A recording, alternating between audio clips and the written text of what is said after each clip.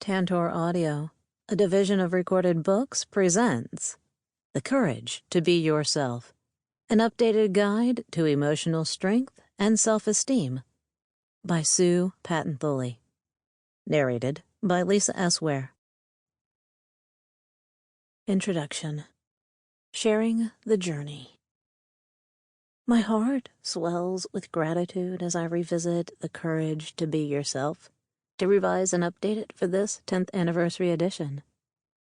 I'm grateful for all the people who, from the very beginning, encouraged me to write when I didn't have a clue how to begin or the confidence to believe that I had anything worthwhile to say. And most of all, I'm grateful to the women who have read the book and, in doing so, have given it a life of its own. Receiving letters and talking with these readers has been a continual and invaluable reminder to me that no matter how diverse we may seem, women share very similar journeys. In essence, we want and need to gather the courage to be whom we were born to be. As is often the case, we teach what we most need to learn, and that was certainly true for me in writing The Courage to Be Yourself. The book emerged from my own struggles with fear, feelings of limitation, and the unrelenting criticism I heaped upon myself. Because I needed to practice the art of loving and being myself, this book was born. But it has survived and thrived because of you, the readers and listeners. Thank you from the depths of my heart. Many of the women who first read the book are now mothers and grandmothers, and it's my hope and prayer that this revised edition will become a legacy they will want to pass on to their daughters and granddaughters. The idea of writing The Courage to Be Yourself first occurred to me in the small groups and seminars that I and a dear friend, Bonnie Hampton, led for several years. As we explored women's issues, which included hopes, dreams, frustrations, fantasies, and fears, I was struck by the fact that, whether married or single, stay-at-home moms or career women, old or young, the women in the groups struggled with similar anxieties and were saddled with comparable limiting beliefs. Amid both laughter and anguish, we helped each other transform common fears into the courage to express our authentic selves. Bonnie's and my goal was to provide simple but powerful tools for helping ourselves and participants enhance self-esteem and tap into our elusive but ever-present core of emotional strength. I'm hoping the true stories and examples shared in The Courage to Be Yourself will act as a group experience for you to help overcome any tendency you may have to undervalue yourself, and to encourage you, instead, to fully love and appreciate how wonderful you really are. Sharing our journey with other women can uphold and sustain us as we find the courage to be uniquely ourselves, and realize that emotional strength and self-esteem are, in fact, our birthright, our privilege, and our responsibility. Part 1. Finding the Courage to Be Yourself. Chapter 1. An Expanded Vision of Self. I want, by understanding myself, to understand others. I want to be all that I am capable of becoming. This all sounds very strenuous and serious, but now that I have wrestled with it, it's no longer so. I feel happy, deep down. All is well. Catherine Mansfield. Last journal entry. Because we have learned so much, finding the courage to be ourselves may be easier for some of us now than it was 15 years ago when I began writing the first edition of this book. Easier because many women are reveling in a greater sense of personal freedom and embracing a more expansive vision of themselves. While we can still fall prey to fears and beliefs that limit us, we have also become more psychologically aware and therefore better able to understand, move through, and overcome challenging feelings and circumstances. That's the good news. The flip side is that finding and sustaining the courage to be ourselves continues to be a challenge for many women, myself included. Why is it still so darn hard? One of the main reasons is that many of us were weaned on subtle and not so subtle innuendos regarding a woman's role, and as a result, we're well trained to put ourselves last, if at all. Old familiar habits and expectations such as these are not easily or quickly changed. Another deterrent to authenticity is the seemingly endless and ever-expanding demands upon us. Overcommitment robs us of the time, energy, and interest necessary to ponder who we are and what we want or need. It's true, we women are becoming increasingly independent and strong while continuing to love and support our friends, families, and communities. Ironically, the difficulty of being ourselves continues to be a common topic among women. Why do we so easily give ourselves away by doing more than we're comfortable doing? Why do we so often succumb to the habit of devaluing ourselves and putting ourselves down? While no one is totally immune to the charm of outside approval, many of us are periodically mystified by the seemingly tenuous stability of our self-esteem and emotional well-being. Most of us have spent a lot of time and effort redefining ourselves and discrediting inhibiting stereotypes. Given our hard and dedicated work to improving our feelings of self-worth, why is it so hard to hold on to a belief in ourselves when people react less than positively toward us? What causes our emotional strength to ebb away in the face of disapproval? Why does it take such effort for us to express what we really think and feel? Faced with speaking my truth, especially if I fear it will lead to rejection of either myself or my ideas, often causes a lump to clog my throat and a heavy weight to settle on my heart. Am I a slow learner? Am I actually afraid of equality? Worse yet, am I an imposter? No, I don't think so. And neither are you. As the saying goes, we've come a long way. However, our training and socialization to accept second-class citizenry runs deep, and why wouldn't it? For millennia, women have suffered punishments ranging from denial of affection and support to being burned at the stake for stepping out of their rightful places. Given our history, it makes sense that a deep-seated fear of speaking our mind, being ourselves, and living our dreams is woven into the very fabric of our being. We now have the unprecedented opportunity to courageously recreate and reweave our lives, and, consequently, the lives of our daughters and granddaughters. Granted, many societal and individual assumptions are very different than they were a decade ago when this book was first published. However, under the seemingly solid ground of respect and equality that women have earned, often lurks a quagmire of lingering patriarchal attitudes and desires. Laura and Dan's story is a good example. As a young couple, their roles were traditional. Laura stayed home with their 3 children while Dan worked to support the family. When the children left home, Laura wanted to return to her career as a home decorator. Dan was all for it, or so they thought. Laura said to me, "You know, Sue, I believed him when he encouraged me to take the necessary classes and resume my career. So I was confused and angry when he put blocks in my way. First, he upped his requests for me to do errands for him, like going to the bank and cleaners and picking up stuff for his business. Then, he had a series of little accidents and needed me to care for him."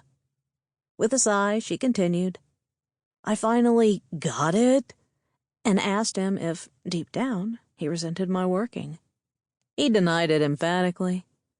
But when he complained about never getting a good meal at home anymore, I knew that what he thought about my working was not what he felt. Luckily, Laura and Dan have been able to work through this passage in their lives and consequently understand themselves and each other better. Dan was eventually able to see that, although he really wanted to support Laura's choice for work, he'd had a good thing going with the stay-at-home wife and felt abandoned when those perks diminished. Change is hard for us all, men and women alike. In fact, I have great compassion for both sexes as we weather the inevitable storms that accompany a change in paradigm. Thankfully, many societies are now immersed in the process of converting from a patriarchal to an egalitarian paradigm. More simply put, we're transforming the model of top dog, bottom dog into equal partnership. In order to create and sustain these new cultural patterns, we women must confront our own fears, including each tenacious tentacle that strangles our freedom to be ourselves. Not an easy task. It's not easy for men or top-dog-based organizations to adapt to the current necessary changes either. At the onset, women's increase in self-esteem and emotional strength can easily be perceived as a demotion in power and position to those accustomed to the loftiest perches on the pedestal. I clearly remember my husband Gene pensively lamenting, "I liked it the way it used to be." That years-old memory makes me smile now. Then I want to snap, "Yeah, right, I'd like to have a wife like me too." The beauty of finding the courage to face our fears and become ourselves is that everyone eventually wins. As an example, Gene and I are both happier as co-creators of a partnership than we ever were when he was the undisputed top dog. For me, life in general becomes sunnier and more fulfilled in direct proportion to my ability to overcome the hesitations I have about expressing my true self. Of course, I still struggle with certain fears, and I suspect that will always be true. But as I develop strength and confidence, my fears become much more manageable and far less paralyzing. Awaking the Divine Feminine. One of the major areas in which our vision of self is expanding is in the spiritual realm. Myriad archaeological discoveries, including goddess artifacts from ancient civilizations and the Dead Sea Scrolls, have opened our eyes to the esteem in which women were once held. Research has unearthed cultures that honored both the masculine and the feminine, and recognized that each needed the other to create and sustain the greater whole. Interestingly, weapons were not found among the artifacts of these cultures, which suggests that ancient partnership societies rarely indulged in warlike activities. A state of affairs that pleased the divine feminine, I'm sure. Our newborn awareness that feminine qualities were respected and revered in the past has allowed an expanded vision of ourselves to appear in the present. A vision that acknowledges woman, or the feminine, as deep, rich, wise, multidimensional, creative, lighthearted, and spiritual. This recognition and reclamation of the feminine as invaluable and essential, even divine, is changing who we perceive ourselves to be. Is it possible that we are made in the image of a mother god, a feminine creator, a divine spiritual essence? We're beginning to accept the answer as yes. Actually, the idea of feminine spirituality as source, as well as comforter, is an idea as old as time, but one that has been essentially buried for centuries. In the minds and hearts of many people, and even some established religious traditions, the divine feminine, a spark which resides at the center of all souls, is once again taking her place beside the divine masculine. for the good of ourselves, our families, and our very world. Our mission is to become our true selves, and in so doing, awaken and express the divine feminine within. Qualities of the divine feminine. The feminine is the embodiment of heart energy. Her key qualities are compassion and the ability to accept and honor the process of whatever is happening. Perhaps this is often easier for women because we are physically and emotionally programmed to honor the cycle of conception, pregnancy, and birth, and to welcome and include whoever may be born from that long, mysterious process. Contrary to the idea that women are over-emotional, the divine feminine is well-grounded emotionally and has the capacity to bring all of her energy to exactly where she is in the moment. Feminine energy accepts the paradoxes of life and has the ability to hold them within her heart simultaneously. Feminine energy connects deeply the earth and all of her children, feeling for and with them. The following list of feminine qualities, the vision of ourselves, the divine feminine whispers in the stillness of our hearts, is by no means complete. You will be able to add many of your own. The divine feminine is inclusive, recognizes the value and worth of all people and things, honoring of process, is able to allow circumstances, ideas, and experiences to unfold, empowered, with steeled softness, champions the weak and vulnerable and stands firm for what is right. Intuitive, is holistic, accessing immediate perception rather than rational thinking. Compassionate, is empathetic, warm, open-hearted. Complementary, lives in concert with others, augmenting the whole with her presence. Connective, desires to link hands and hearts.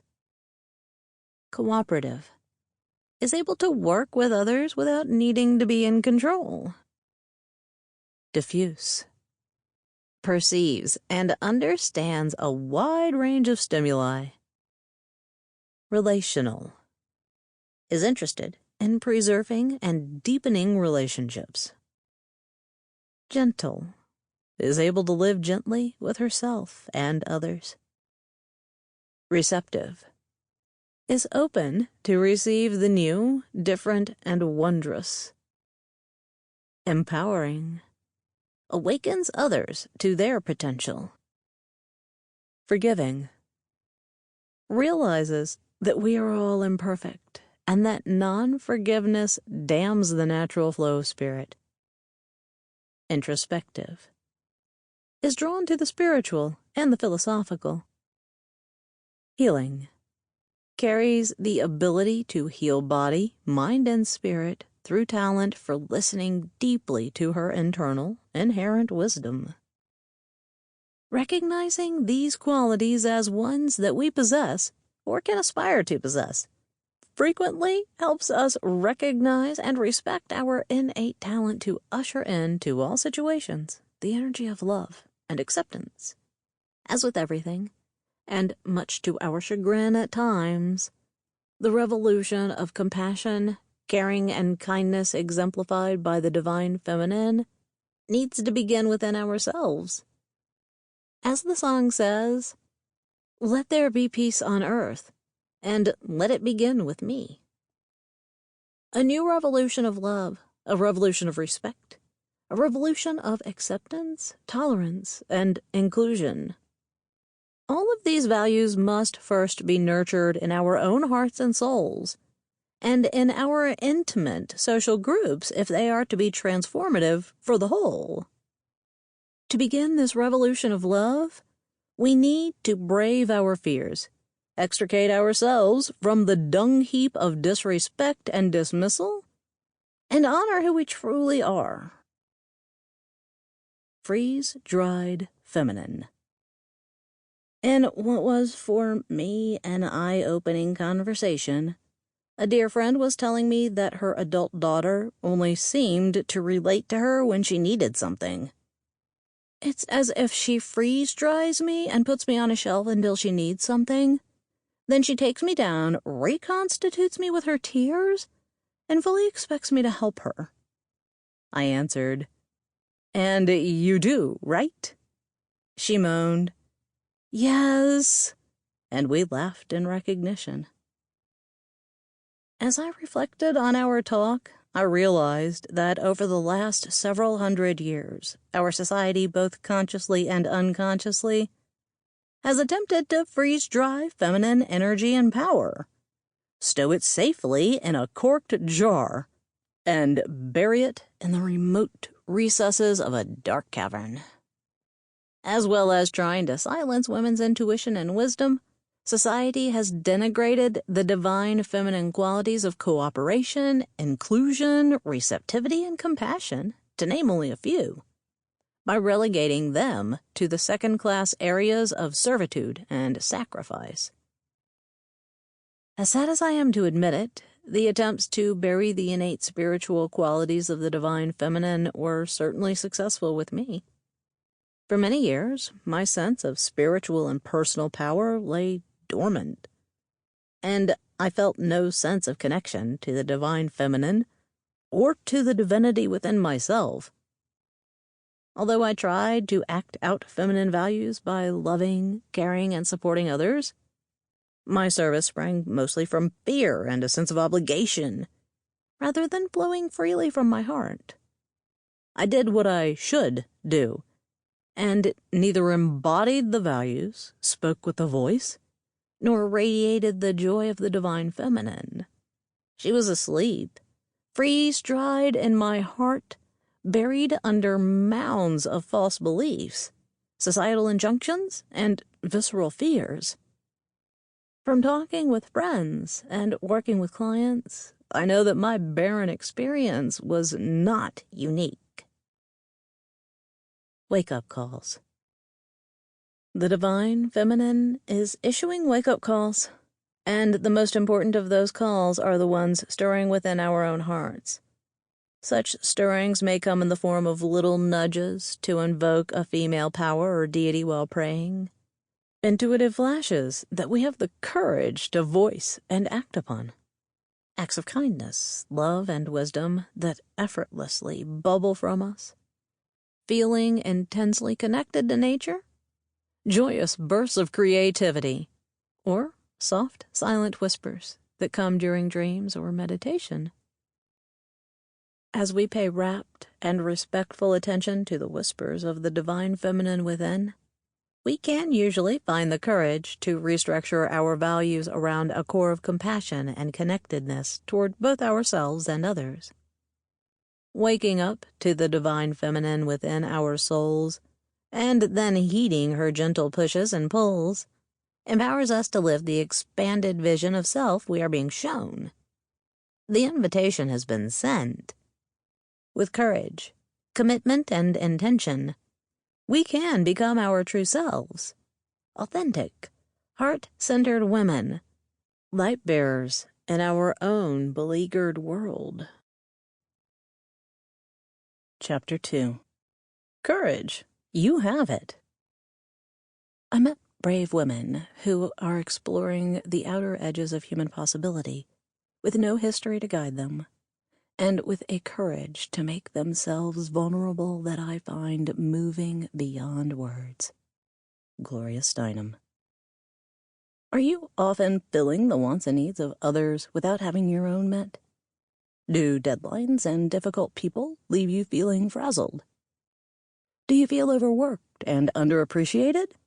Do you grapple with self-limiting fears? Are you more an enemy than a friend to yourself? Despite the tremendous changes of the last 50 years and the new vision of ourselves we've been given, many women will still answer yes to those questions. Often, we are caught in a tangled web of emotional dependence, afraid to express who we really are. emotional strength and self-esteem. Emotional strength flows from a healthy and hearty sense of self-esteem. Emotionally strong women know themselves well, honor their strengths, non-judgmentally work on their weaknesses, and treat themselves, and consequently others, with respect, understanding, and kindness. When a woman is emotionally strong, she is able to be gentle with herself and call upon her own inner core of strength as her main support, even in the midst of chaos and failure. For the vast majority of us, emotional strength and high self-esteem are attributes that we have worked diligently to attain, not ones that came easily or automatically.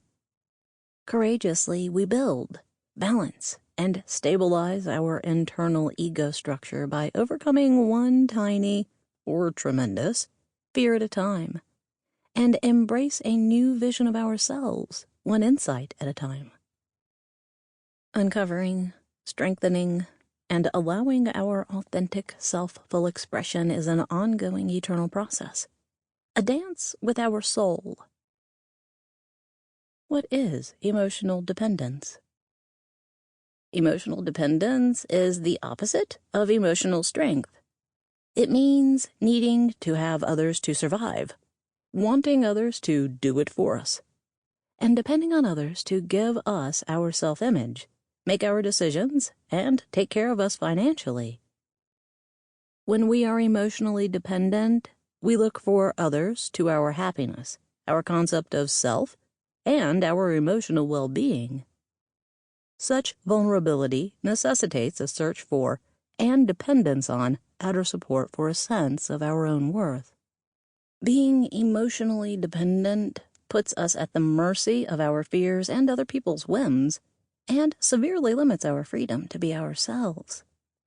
Although our minds often know better, when we are emotionally dependent, we feel that others hold the key to our well-being, that they must know better than we do what is good for us. Or we may believe that we must give ourselves away in order to gain and hold someone's love. That belief makes reassurance a necessity rather than a nicety. Before I ever heard the term emotional dependence, I knew that in some mysterious way, I turned my life over to other people. It didn't really matter who they were, my parents, husband, kids, friends, coworkers. If they were happy with me, then I could be happy. If they approved of me, then I felt worthwhile. If they granted permission, then I believed it was okay for me to do or be something. I looked to others for approval before feeling confident enough to take a step or a stand. I wasn't myself. I was whoever I thought the person I was trying to please wanted me to be. Since I wasn't a mind reader, no matter what form I pretzeled myself into, I wasn't able to please everyone all of the time. But I tried. That's emotional dependence. Denying or sacrificing ourselves on the altar of others' expectations, or what we perceive to be their expectations, leaves us with no self. Without an awareness of ourself, the courage to express who we are, and the willingness to experience the discomfort and exhilaration that follows, we are not truly living. We are existing merely as mirrors, reflecting other people's lives. Until we are able to be our unique and beautiful, and sometimes ugly and mundane, selves, we cannot truly love either ourselves or others. And love is what life is all about. Why do so many women have trouble maintaining emotional strength? As many researchers have shown, women have a deep need for emotional connectedness and intimacy. In fact, one of the premises of Carol Gilligan's book, In a Different Voice, is that women's voices are easily silenced by the culture because of their need for copacetic connectedness. This desire is not all bad, since it is what makes us such wonderful lovers, friends, and mothers. But when the need for connection... Sample complete. Ready to continue?